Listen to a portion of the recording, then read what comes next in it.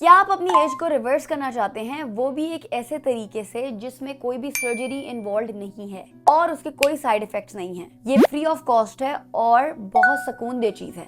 तो उसके लिए आपको सिंपली अपनी रात की नींद अच्छी करनी है। बहुत से लोगों को गलत फहमी है कि अगर वो रात को नहीं सो रहे और वो सुबह को 8 से 10 घंटे की नींद ले रहे हैं तो शायद उनकी रात की नींद का कंपनसेशन हो रहा है, जबकि ऐसा नहीं होता।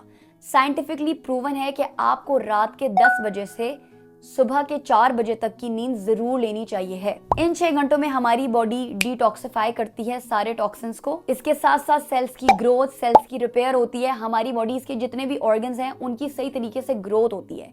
अगर आप रात को नींद नहीं लेते और आप सुबह को 6 घंटे सो रहे हैं तो उससे ये सारे प्रोसीजर कभी भी पॉसिबल नहीं होते। और रात की नींद ना लेने की वजह से हमारी इम्यूनिटी कॉम्प्रोमाइज होती है। हमारी बॉडी के अंदर बहुत सी बीमारियां जिस तरह कैंसर है, डायबिटीज है, हाई ब्लड प्रेशर है, हार्मोनल इम्बैलेंस है और सबसे बड़ी चीज हम